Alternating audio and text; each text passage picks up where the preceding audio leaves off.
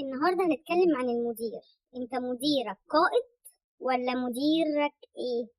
طبعا بيكون في فرق بين المدير القائد والمدير اللي هو مدير بس.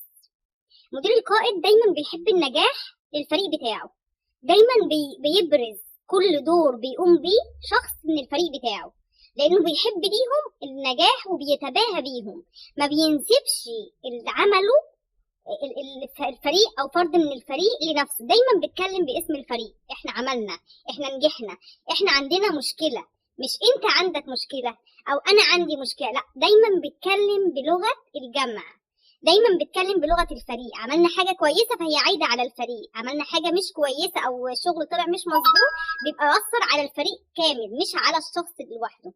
لكن المدير دايما في مدراء كده بيبقوا عايزين يفرق تسد، يعني بيفرق الفريق عن بعضه عشان يقدر يكون في اكتر من حد يكون انتمائه ليه. طبعا دي مدراء بالنسبه لي بقول ان هم مدراء فاشلين، لان اكيد بتاثر على جوده الشغل اللي بتطلع منهم. انتوا مش عارفين يعني ايه قمه السعاده لما يجي لك رساله من حد من فريقك ويقول لك شكرا على اللي انا اتعلمته منك، شكرا على توجيهاتك، شكرا على السكيلز او المهارات اللي انا اكتسبتها خلال عملي معاك.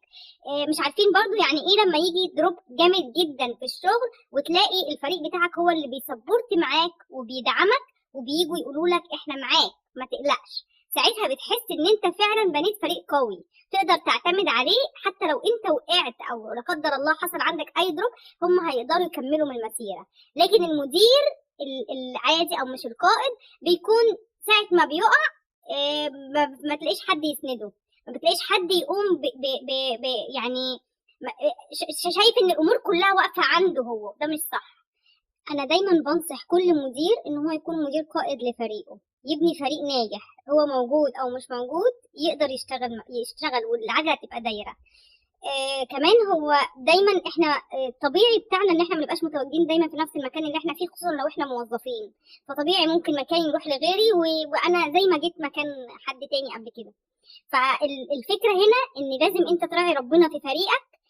خليك مدير قائد، ابني فريق قوي يسندك وقت الازمات، يفتكروك بالخير بعد ما تمشي، يقولوا ده كان كويس، دي كانت كويسة، كانت استفدنا منها كتير، اتعلمنا منها كتير.